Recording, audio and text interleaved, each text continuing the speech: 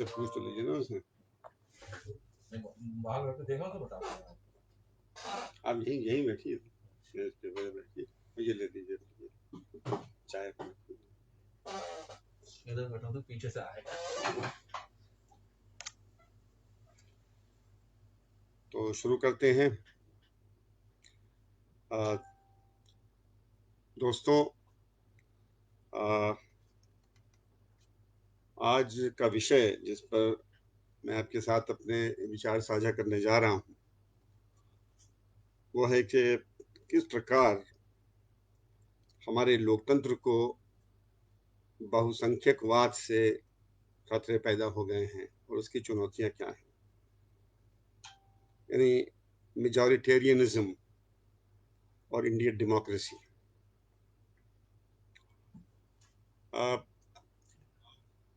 मैं उसके पहले कि अपनी बात शुरू करूं, आज से एक दो बात मैं कर लेना चाहता हूं। पहली बात ये कि ये कोई बहुत लंबा चौड़ा व्याख्यान मैं नहीं देने जा रहा हूं, इसलिए आप इत्मीनान से इसको आप सुन लें। और मुझे बड़ी खुशी होगी अगर आप इस बहुत संक्षिप्त बातचीत में आप मेरे साथ बने रहें अंत तक। मुझे नहीं लगता है कि 30 मिनट से कुछ कम या कुछ ज़्यादा, इससे ज़्यादा समय मैं नहीं लूँगा अपनी बात कहने के लिए। उसका कारण भी एक है। कारण ये है कि जब हम किसी ऑडिटोरियम में या कहीं पर बोलते हैं तो हमें एक कैप्टिव ऑडियंस मिल जाता है, जो बैठने पर मजबूर है जो। लेकिन जब आप इस तरह के सोशल मीडिया पर आप आते हैं तो वहाँ पर कैप्टिव ऑडियंस नहीं होता वहाँ पर। और बहुत से केसेस में ये होता है कि थोड़ी देर के बाद लोग कुछ दूसरे काम करने लगते हैं। तो मेरा आपसे आग्रह ये है, ख़ास तौर से जो हमारे यंगर जो साथी हैं, उनसे ख़ास तौर से मेरा आग्रह है कि वो इन बातों को ध्यान से सुने, इसलिए और विचार भी करें इसके ऊपर। बहुत ही गंभीर ये मसला है। ये कहने की आवश्यकता नहीं है कि लोकतंत्र जो आज दुनिया में आप देख रहे हैं अधिकतर देशों में, उसको हासिल करने में मानव समाज को बहुत लंबे संघर्ष के बीच से गुजरना पड़ा है। बहुत लंबा संघर्ष। कहा जाता है कि 5th सेंचुरी BC के यूनान में ये डेमोक्रेसी का जो आइडिया है वो पहली बार उसकी उत्पत्ति हुई थी। यानी 2000 साल से ज़्यादा हो गए करीब। और लेकिन उसको इस रूप में आए हुए कि जैसे सभी के पास मताधिकार हो, बराबरी हो, न्याय हो, इस रूप में वो 20वीं शताब्दी में ही स्थापित हो सकी थी। अब ये जो 20वीं शताब्दी में जो डेमोक्रेसी की या लोकतंत्र की जो मांग थी, वो ये थी कि वो बहुत समावेशी हो, बहुत इंक्लूसिव हो, समाज के सभी वर्गों को शामिल करे, न्याय के ऊपर आधारित हो, भाईचारे के ऊपर आधारित हो। तो इस तरह से ये 20वीं शताब्दी से ही हमको ये ट्रेंड देखने को मिलता है। एक बहुत महत्वपूर्ण बात ये है कि दुनिया के अधिकतर देश ये दावा करते हैं कि वो एक लोकतांत्रिक देश हैं।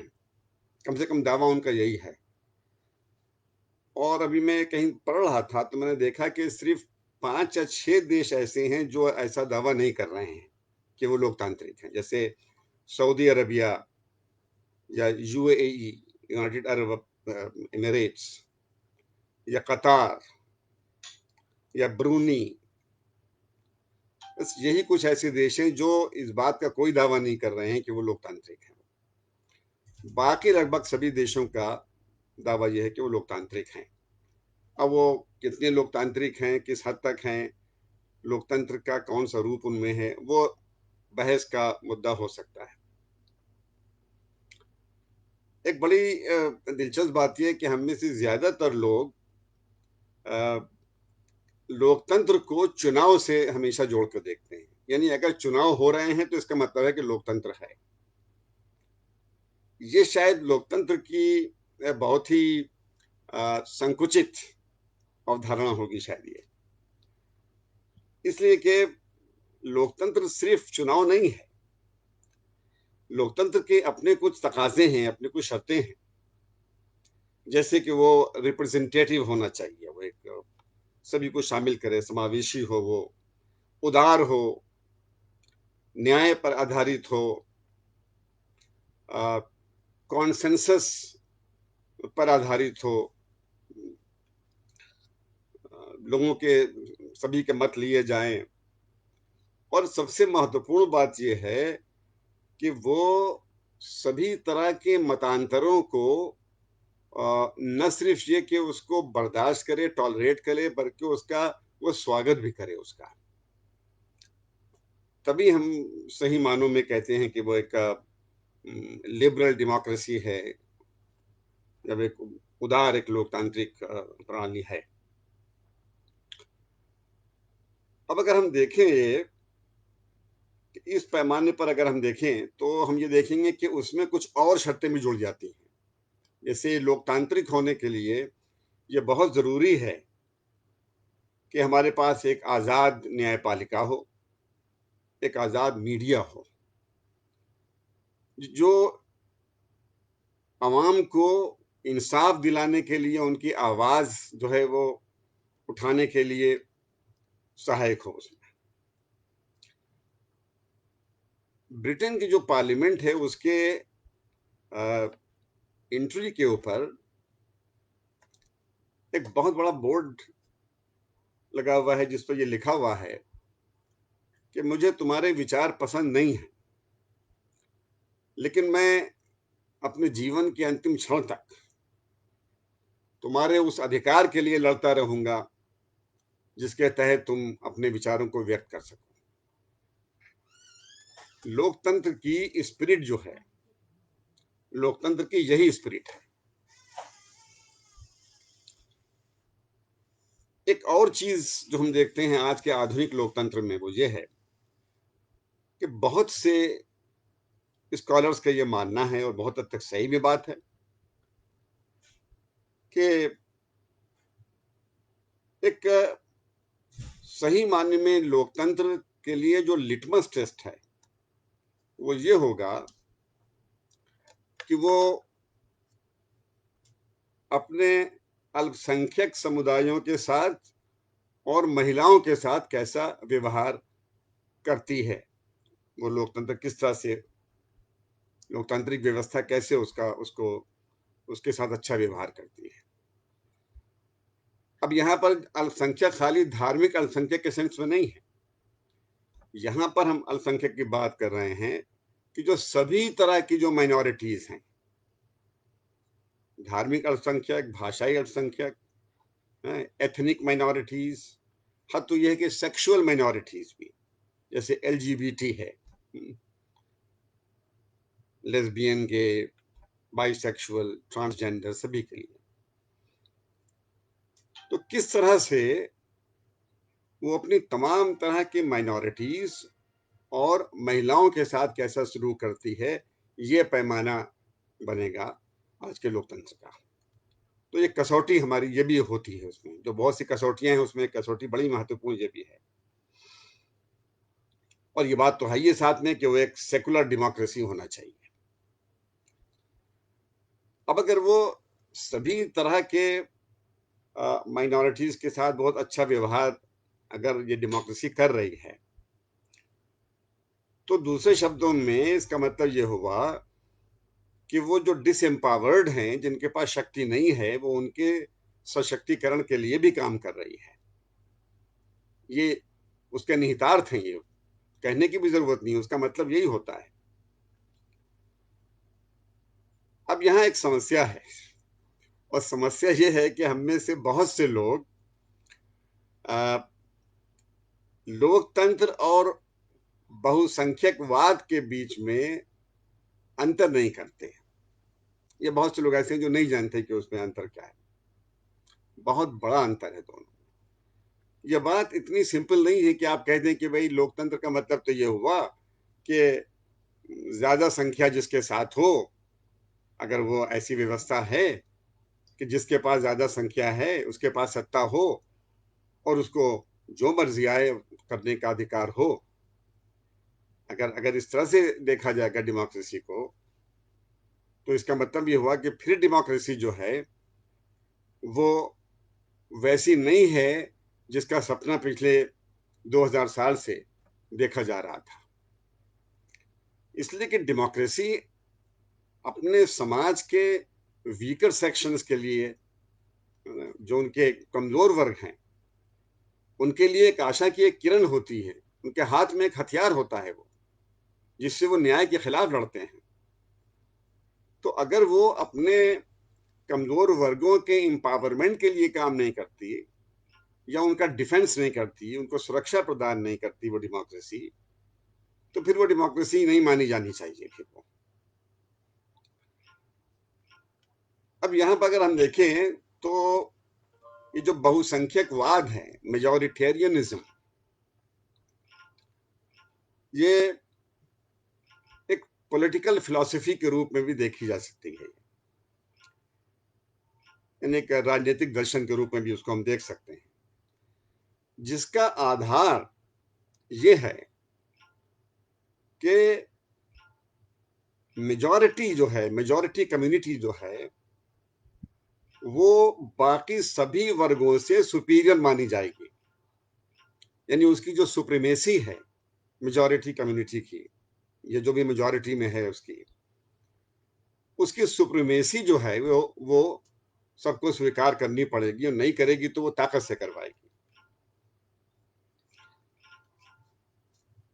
और इसमें एक बड़ी इंटरेस्टिंग चीज ये है कि आप में से बहुत से लोगों ने पढ़ा होगा जो जॉर्ज ऑरवेल की बड़ी मशहूर जो किताब थी एनिमल फार्म, उसमें एक जगह उसने लिखा था कि all men are equal but some are more equal than others. यानी सारे लोग बराबर हैं लेकिन कुछ लोग कुछ ज्यादा ही बराबर। ये मेजोरिटेरियनिज्म जो है ये इस कोर्ट के बहुत आगे जा रहा है, उससे भी आगे जा रहा है, कि वो खाली थोड़ा ज्यादा बराबर नहीं है। यहाँ पर यहाँ यह है कि जो माइनॉरिटीज हैं, जो हर तरह की माइनॉरिटीज हैं, जो वीकर सेक्शन अपने समाज के हैं, इसका मतलब ये हुआ कि उनको बुलडोज करेगी वो, उसको कुचल के भी आगे जा सकती है वो। अब अगर हम देखें तो हमारे पड़ोस में जो कई देश ऐसे हैं वो बहुसंख्यकवाद का शिकार हो चुके हैं। पाकिस्तान, बांग्लादेश, श्रीलंका, जहां पर अलग अलग धार्मिक बहुसंख्यक समुदाय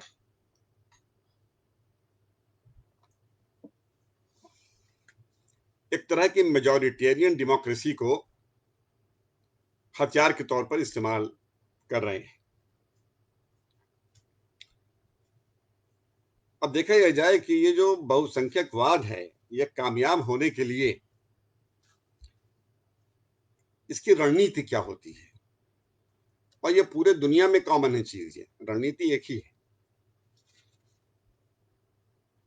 जैसे बहुत बड़े पैमाने पर वो ये प्रोपेगेंडा करती है सारे माध्यमों से, खास तौर से जो सबऑर्डिनेटेड मीडिया है, यानी जो उसने अपना अधीन कर लिया है जिसको, जिस मीडिया को, उसके जरिए कि अल्पसंख्यकों का बहुत अपीजमेंट हो रहा है, उनकी बड़ी मुंह भराई हो रही है, तुष्टीकरण हो रहा है उनका, और इस तुष्टीकरण को लेकर फिर उसके खिलाफ एक तरह का हेट कैंपेन होता है, घृणा फैलाई जाती है, फोबिया होता है, जेनोफोबिक सोसाइटी हो जाती है, हर तरह का उसको लेकर डर फैलाया जाता है। ये बहुत खतरनाक लोग हैं, देश या राष्ट्र के लिए ये खतरा है। और यहां तक ये अफवाह फैलाई जाती है कि संविधान ने इनको बहुत से विशेष अधिकार भी दिए हुए हैं। महत्वपूर्ण बात यहाँ पर यह है कि अगर हम अपने संविधान को देखें और उस प्रोपेगेंडे को देखें जो हमको मास मीडिया के जरिए परोसा जा रहा है, सोशल मीडिया के जरिए परोसा जा रहा है, तो हमारे यहाँ सिर्फ 4 ऐसे कॉन्स्टिट्यूशनल प्रोविजंस हैं, 4 ही सिर्फ ऐसे संवैधानिक प्रावधान हैं, आर्टिकल 29, 30, 350 और 350A। आर्टिकल 29 और 30 जो है वो बात कर रहा है, वो ये अधिकार दे रहा है कि जितने भी अल्पसंख्यक समुदाय हैं उनको अपनी पसंद के शैक्षिक, सामाजिक या सांस्कृतिक इंस्टीट्यूशंस या इस तरह की जो व्यवस्थाएं हैं वो स्थापित करने का अधिकार होगा। देश के कानून के अंदर वो काम कर सकती हैं with in the legal framework of the state. लेकिन अगर वो कोई वित्तीय सहायता भी चाहती हैं राज्य से, तो उसके लिए उसको अपने दरवाजे सभी के लिए खोलने पड़ेंगे। जैसे कि आप देख रहे हैं अलीगढ़ मुस्लिम यूनिवर्सिटी है, या जामिया मिलिया इस्लामिया है, या इस तरह के और कई एक जो अल्पसंख्यक समुदाय के जो यूनिवर्सिटीज हैं या कॉलेजेस हैं, डिग्री कॉलेजेस हैं, जिसके दरवाजे सबके लिए खुले हुए हैं, सभी उसमें पढ़ रहे हैं, सभी लोग उससे लाभान्वित हो रहे हैं। अभी आपने ये देखा होगा, पिछले हफ्ते की बात है कि ये अफवाह उड़ाई जा रही थी, और उसके पहले मैं भूल गया, आर्टिकल 29-30 में तो ये है, और आर्टिकल 350 और 350 ये जो है वो भाषाई अल्पसंख्यक के लिए है। यानी अगर किसी राज्य में, किसी प्रोविंस में, स्टेट में कोई विशिष्ट भाषा बोलने वाले अगर कम संख्या में हैं, भाषाई अल्पसंख्यक हैं, तो उनके भाषाई या सांस्कृतिक अधिकारों का संरक्षण भी संविधान करेगा। उसके लिए कमिश्नर फॉर लिंग्विस्टिक माइनॉरिटीज है। तो किसी भी राज्य में वो लोग जो राज्य की मुख्य भाषा से उसके अतिरिक्त कोई और भाषा बोलते हो या उनकी मातृभाषा दूसरी हो, तो वो उस राज्य के लिए भाषाई अल्पसंख्यक कहलाएंगे। जैसे उदाहरण के तौर पर तमिलनाडु में या केरला में या तेलंगाना में या आंध्र में हिंदी भाषी लोग या जो उर्दू भाषी लोग हैं, वो उन राज्यों के लिए भाषाई अल्पसंख्यक हैं, जिनके लिए अपनी भाषा में कम से कम प्राइमरी दर्जे तक पढ़ने पढ़ाने का जो है प्रावधान किया गया है, और उसके लिए सरकार जो है वो उस पर जो खर्च आएगा वो सहन करेगी। ये 4, इसके अलावा किसी भी तरह का कोई भी स्पेशल ट्रीटमेंट संविधान में नहीं है। कोई भी देख सकता है संविधान को उठाकर, कहीं पर आप गूगल करके देख सकते हैं, उसको इंटरनेट पर देख सकते हैं। अब एक तरफ तो ये है, और दूसरी तरफ अभी आपने देखा होगा 2 तरह की बड़ी मजे की अफवाहें आई, और उसको बड़े पैमाने पर बहुत से लोगों ने उसको विश्वास भी कर लिया। अभी 4-5 दिन पहले की बात है, एक ये अफवाह उड़ी कि जो मुस्लिम रेजिमेंट है हमारे फौज की, पाकिस्तान ने जब 1965 में हमारे ऊपर हमला किया, जब उससे लड़ाई हो रही थी, तो हमारी मुस्लिम रेजिमेंट ने पाकिस्तान से लड़ने के लिए इनकार कर दिया, और व्हाट्सएप यूनिवर्सिटी के जितने भी स्टूडेंट थे उसमें ज्यादातर लोग फौरन बिल्कुल सियारों की तरह हाउ हाउ हाउ करने लगे। अब ये किसी ने रुक के नहीं सोचना चाहा कि जरा पहले यही मालूम कर ले कि क्या हमारी फौज में, हमारी आर्म फोर्सेस में कोई मुस्लिम रेजिमेंट है भी कि नहीं है। मजे की बात ये है, कोई मुस्लिम रेजिमेंट नहीं है, बल्कि जितने भी डिफेंस पर्सनल जो मुस्लिम समुदाय के हैं वो अलग अलग रेजिमेंट्स में हैं, कोई रेजिमेंट उनकी अपनी नहीं है कोई इस तरह से। और वो एक नहीं जाने कितनी बार वो अपनी बहादुरी का और अपनी देशभक्ति का सबूत दे चुके हैं, कुछ बताने की जरूरत नहीं है उनको। दूसरी तरफ अभी आपने देखा होगा कि यूपीएससी के ऊपर जिस तरह से हमला हुआ, सुदर्शन टीवी जो आरएसएस का टीवी है, उसने जो बड़े पैमाने पर यह खबर फैलाई कि अब ये यूपीएससी जिहाद चल रहा है। और उसका आधार क्या था? उसका आधार ये था कि तकरीबन 900 कैंडिडेट में से 40 या 42 जो सक्सेसफुल कैंडिडेट थे, यानी तकरीबन 4% या 4.5%, वो इत्तेफाक से मुस्लिम समुदाय से आते थे। उन्होंने कहा देखिए, अब ये जब प्रशासन में चले जाएंगे तो बिल्कुल ये जिहादी मानसिकता के हैं, तो हम कहीं पर भी सुरक्षित नहीं रहेंगे। तो जो मैं आपसे अभी कह रहा था वो ये है कि पूरी कोशिश ये की जाती है कि माइनॉरिटीज को डेमोनाइज कर दिया जाए, उनको एक तरह से राक्षस की तरह से बिल्कुल पेश किया जाए, खतरा बताया जाए सभी के लिए, देश के लिए, देश की अखंडता के लिए, देश की सुरक्षा के लिए। और इस तरह से इतना ज्यादा हेट कैंपेन होता है कि उससे कोशिश वो शक्तियां ये करती हैं कि बहुसंख्यक समुदाय का एक बड़ा वर्ग एक जगह एक वोट बैंक की तरह से वो स्थापित हो जाए, यानी उसका जो कंसोलिडेशन है और मोबिलाइजेशन है वो इस तरह से हो।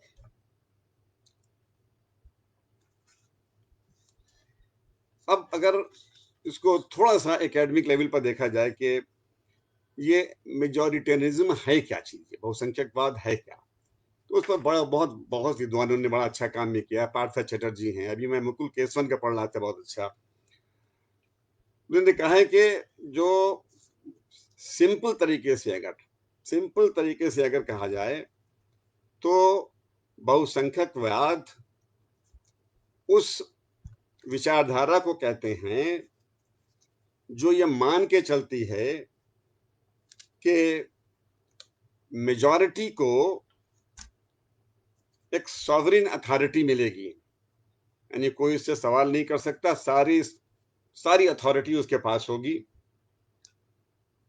और उसके पास ये भी अथॉरिटी होगी कि वो अपनी मर्जी को वो पूरे देश और सारे सिटीजन्स के ऊपर वो थोप सके,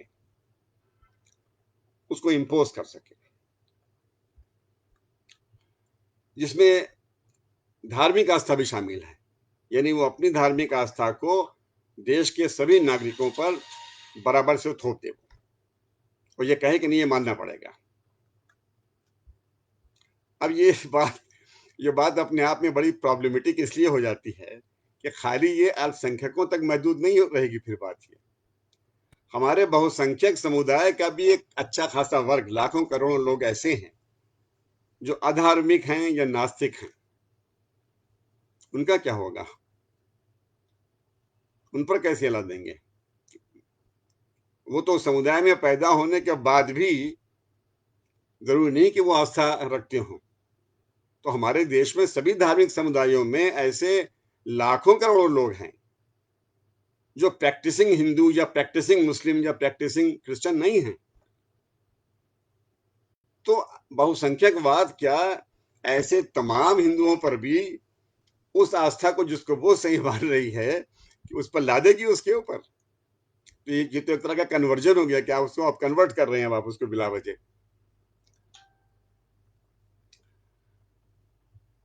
एक दूसरी चीज जो ये है, इसमें जो जो प्रॉब्लम जो आ रहा है, जो बहुत बहुत प्रॉब्लमेटिक लगती है, वो ये है कि अगर हम इस बात को एक मिनट के लिए मान लें खाली कि मेजॉरिटी की जो आस्था है, मेजॉरिटी का जो सत्ता है वो सबके ऊपर होगी, सारे नागरिकों पर होगी, अगर यह हम मान लें तो इसका मतलब ये हुआ कि हम सिरे से अपने देश की विविधता या डाइवर्सिटी को भी हम नकार रहे हैं। आइडिया ऑफ इंडिया क्या है? आप कभी सोच के देखिए, what is the idea of India? Bharat का जो आइडिया है वो डाइवर्सिटी पर आधारित है, और इसीलिए बिना खटके इस बात को कहा जा सकता है कि जिसने भी विविधता को हमारी स्वीकार नहीं किया है दिल से, उसने भारत को ही स्वीकार नहीं किया है।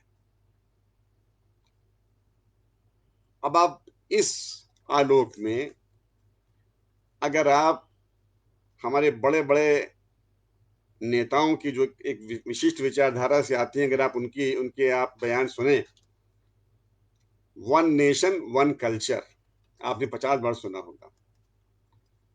दुख की बात यह है कि हमारे प्रधानमंत्री भी 25 बार ये बात कह चुके हैं, वन नेशन वन कल्चर। उनसे पूछिए क्या यहाँ एक ही कल्चर है इस देश में? क्या हजारों हजार संस्कृतियां हैं यहाँ के ऊपर? या हो सकता है कि कल्चर की कुछ परिभाषा उनकी अपनी हो, या ऐसे लोगों की अपनी परिभाषा हो जो इस तरह की बात करते हैं।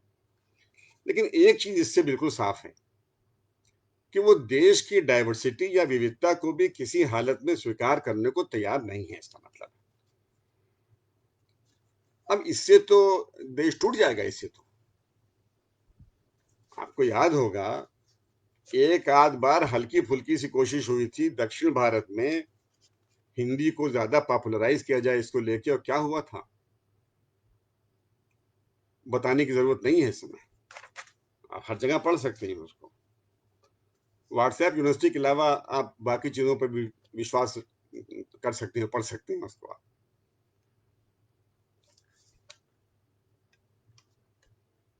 अब मुझे यहाँ पर एक चीज जो है वो मैं आपके साथ साझा करना चाहूंगा, जो मेरे अपने निजी जीवन का एक हिस्सा रही है। हम लोग के ज़माने में जो हम लोग यूनिवर्सिटी में पढ़ा करते थे, लेट 60s अर्ली 70s के दिनों में, तो जो हमारी स्टूडेंट्स यूनियन थी यूनिवर्सिटी की, वो हर वर्ष कई बड़े विद्वानों को, राजनीतिक दलों के बड़े बड़े नेताओं को वो बुलाती थी, और बहुत बड़ा हॉल जो हमारे यहाँ पर एपीसीएन हॉल है उसके अंदर वो बोलते थे, और बाद में उनसे हम सवाल जवाब करते थे। यानी ये उन दिनों की बात है जब स्टूडेंट्स यूनियन में बम और कट्टे की संस्कृति नहीं आई थी। ये तब की बात है। ये उसी श्रृंखला में सुभद्रा जोशी भी आई, जो अभी दुनिया में नहीं है। सुभद्रा जोशी को हम लोगों ने बहुत हद तक भुला दिया है। हमारे देश में सांप्रदायिकता के खिलाफ अगर किसी एक व्यक्ति ने, गांधी जी के बाद अगर किसी एक व्यक्ति ने इतने बड़े पैमाने पर इंस्टीट्यूशनल लेवल के ऊपर संस्थागत तरीके से लड़ाई की है उससे, सांप्रदायिकता से, तो वो सुभद्रा जोशी थी। वो सुभद्रा जोशी ने पूरे हिंदुस्तान में सांप्रदायिकता विरोधी समितियां बना दी थी, हजारों हजार पैम्फलेट छपते थे, बड़े पैमाने पर एक नेटवर्क उन्होंने बना दिया था। तो एक साल वो भी बोलने आई। जब वो बोल चुकी तो उसके बाद हम लोग कुछ लोग बैठ के बात करते थे, अनौपचारिक। तो मैंने उनसे ही पूछा कि ये बताइए कि देश में माइनॉरिटीज के भविष्य को आप कैसे देखते हैं? तो उन्होंने मुझे एक ऐसी बात बताई जो मेरे अपने निजी जीवन का एक हिस्सा बन गई, और मैंने जीवन को उसी हिसाब से जीने की कोशिश किया। उन्होंने कहा, देखो भाई, माइनॉरिटीज के पास सेकुलर होने का या नॉन कम्युनल होने के अलावा कोई दूसरा रास्ता नहीं है। आपको गैर सांप्रदायिक और सेकुलर होना पड़ेगा। उसका कारण यह है कि बहुसंख्यक समुदाय अपनी सांप्रदायिकता को राष्ट्रवाद के पर्दे के पीछे छुपा सकता है, लेकिन अल्पसंख्यक समुदाय जैसे ही सांप्रदायिक होगा वैसे ही वो एक्सपोज हो जाता है। तो ये मान के चलना चाहिए कि आपकी ये नियति है, आपका फेट है, आपकी किस्मत है कि आप इस देश में पैदा हुए, और जाहिर है कि आपको मानना चाहिए कि आप खुशनसीब हैं कि इस देश में पैदा हुए, और आपको सेकुलरिज्म का बड़ा वाहक होना पड़ेगा। सुभद्रा जी की बात, इस बात ने मेरे जीवन में एक बहुत महत्वपूर्ण भूमिका अदा की। आज जबकि हम धीरे-धीरे एक मेजॉरिटेरियन डेमोक्रेसी की तरफ जा रहे हैं, एक बहुसंख्यकवादी लोकतंत्र की ओर हम जा रहे हैं। तो सुभद्रा जी की बात मुझे निजी तौर पर बहुत याद आती है आज। आप खुद ही देखिए कि पिछले कुछ दिनों में क्या हुआ है। इसके पहले क्या हो रहा था कि अगर हेड ऑफ द स्टेट या प्राइम मिनिस्टर अगर किसी धर्म विशेष के किसी पूजा अनुष्ठान या इस तरह की किसी चीज में जाता था तो उस पर काफी प्रोटेस्ट होता था इस बात के ऊपर कि हम एक सेकुलर स्टेट हैं, हमें ये नहीं करना चाहिए, हमारे प्रधानमंत्री को या राष्ट्रपति को ये नहीं करना चाहिए। लेकिन अभी आपने देखा अयोध्या में राम जन्मभूमि का जो वो भूमि पूजन हो रहा था, उसमें हमारे प्रधानमंत्री अपनी उसी कैपेसिटी में बराबर से बैठे और भूमि पूजन का हिस्सा बने और सारे अनुष्ठानों का हिस्सा बने। और सिवा कुछ प्रगतिशील और वामपंथी लोगों के अलावा बिल्कुल सन्नाटा था, कोई प्रोटेस्ट तक नहीं था। इसका मतलब ये हुआ कि हमने उसको अब नॉर्मल मानना शुरू कर दिया है। अब ये हमारे लिए न्यू नॉर्मल है। अब ये हमने कहीं ना कहीं से उसको स्वीकार करना शुरू कर दिया है। इसलिए कि राष्ट्रपति या प्रधानमंत्री का इस तरह से शामिल होना, उसका मैसेज बड़ा साफ है बिल्कुल। उसके अलावा अभी जो घटना पिछले हफ्ते की है आपने देखा होगा, तनिष्क के जो इश्तिहार था उसको लेकर जो हुई है, और जितने बड़े पैमाने पर हेट कैंपेन हुआ है, बहुत दुख देने वाली चीज है वो। जब ये इश्तिहार देखा मैंने, इतना खूबसूरत इश्तिहार बनाया है। इतने दिनों में मैंने जो कुछ इश्तिहार वाकई ऐसे देखे हैं जो इतना मूविंग, इतना हार्ट टचिंग थे, उनमें से एक वो था। शायद हमारे जैसे लोगों को शायद इसलिए भी शायद बहुत ज्यादा शायद वो प्रभावित कर रहा था, इसलिए कि हजारों घरों की तरह हमारे घर की भी यही कहानी है। हमें बहुत अच्छा लगा इसलिए। और जो वो दिखा रहे थे, चूंकि हमारे खुद जीवन का वो एक हिस्सा है वो, और जब उस पर इस तरह से अटैक हुआ उसके ऊपर, तो हजारों लाखों लोगों की तरह मुझे भी बहुत दुख हुआ उस दिन। एक बात जो उससे बड़ी खुल के आ रही है वो ये है कि आने वाले समय में अगर इसको हम नहीं रोक सके तो आने वाले समय में जो हमारा शेयर्ड कल्चर है, जो हमारा शेयर्ड लाइफ है, जो हमारी साझी जिंदगी है, इसलिए कि आप देश में लाखों लोगों को, लाखों की संख्या में अब इंटर रिलीजियस मैरिजेस हैं इस समय, हिंदू मुस्लिम के बीच, हिंदू सिख के बीच, मुस्लिम सिख के बीच, लाखों की संख्या में है इस समय। और उनमें से लाखों लोग का जीवन बहुत अच्छा है, बहुत अच्छा गुजर रहा है जीवन, बहुत खुश हैं, सुखी हैं लोग। क्या हमसे वो अधिकार भी अब ले लिया जाएगा जो राइट टू चूज होता है, कि हम अपनी पसंद से किसके साथ हम रहना चाहते हैं, कैसे रहना चाहते हैं, ये अधिकार भी क्या लिया जाएगा? इसलिए कि उस पर जो हमला हुआ है, मुझे देख के बड़ा दुख हुआ ये कि उस पूरे हेट कैंपेन में शहर का शिक्षित वर्ग बहुत शामिल था। और इस बात को लेके फिर दिमाग में वही बात आती है जो बार बार लोग कहते रहे हैं कि अर्बन एजुकेटेड मिडिल क्लास से ज्यादा कम्युनल या सांप्रदायिक कोई दूसरा वर्ग नहीं है। यानी शहरी शिक्षित मध्य वर्ग से ज्यादा सांप्रदायिक कोई नहीं है। ये कैसी शिक्षा है जो हमारे दिमाग के दरवाजे बजाय खोलने के बंद कर दी? ये कैसी शिक्षा हम ले पा रहे हैं?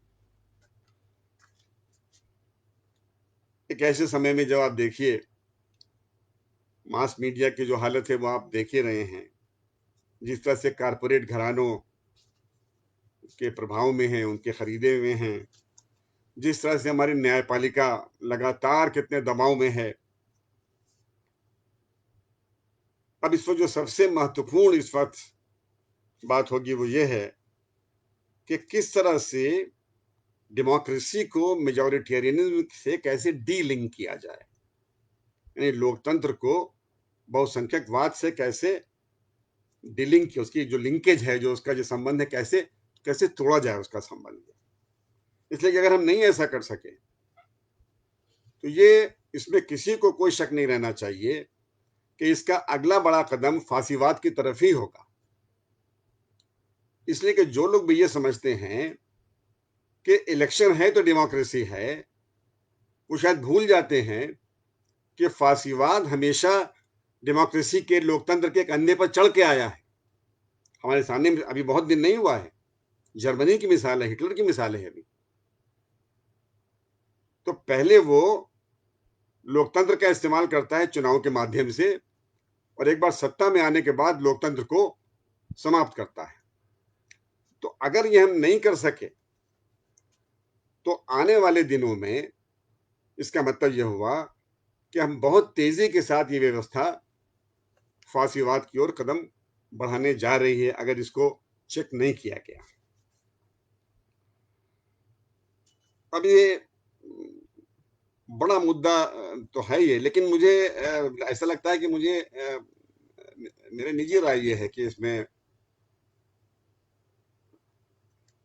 ये जो मेरे साथी हैं, लाइक माइंडेड लोग हैं, उनका भी ये ख्याल है कि हमको उतना निराश होने की भी जरूरत नहीं है। इसलिए कि पिछले एक साल में जिस तरह से मूवमेंट्स हुए हैं, जन आंदोलन जिस तरह से हुए हैं, एंटी सीए है, एनआरसी, किसानों के आंदोलन, कैंपेन अगेंस्ट हेट, नफरत के खिलाफ आंदोलन, बड़े पैमाने पर जन आंदोलन थे। ये सारे आंदोलन ये हमको उम्मीद की किरण की तरह से लगते हैं, ये हमको दे रहे हैं, हमको आशा का संचार करते हैं हमारे में, कि हमको इतनी जल्दी हार मान के नहीं बैठना चाहिए। ये बात सही है कि हमारे तमाम ऐसे लोग, जो आम आदमी है, वो जानता है कि उसका संसाधन बहुत सीमित है, लेकिन उसको ये भी समझना पड़ेगा कि जनशक्ति के आगे कोई भी शक्ति जो है कभी जीत नहीं सकती, नहीं जीती है कभी। तो अगर हमको लोकतंत्र को बचाना है, अगर लोकतंत्र को हमको ऑल इंक्लूसिव, समावेशी रखना है, अगर हमको अपने देश को और उसकी विविधता को अगर बरकरार रखना है, तो हमको लोकतंत्र को बहुसंख्यकवाद से बचाना पड़ेगा। मुझे लग रहा है कि मैंने जो आपसे वादा किया था उससे शायद 7-8 मिनट मैंने ज्यादा ले लिया है। मैं यहीं पर अपनी बात समाप्त कर रहा हूं, और मैं विशेष आग्रह करूंगा जो मेरे यंगर साथी हैं, यंगर मित्र हैं, कि वो भले ही मेरी बहुत सी बातों से हो सकता है कि सहमत ना हो, लेकिन इस पर विचार जरूर करें इस बात के ऊपर। इसलिए कि हम लोग के पास बहुत ज्यादा समय नहीं है भाई, लेकिन उनको ही देश को बचाना है। हम जब तक हैं, जब तक तो जो हो सकता है करेंगे ही, लेकिन अल्टीमेटली देश उन्हीं को बचाना है। धन्यवाद।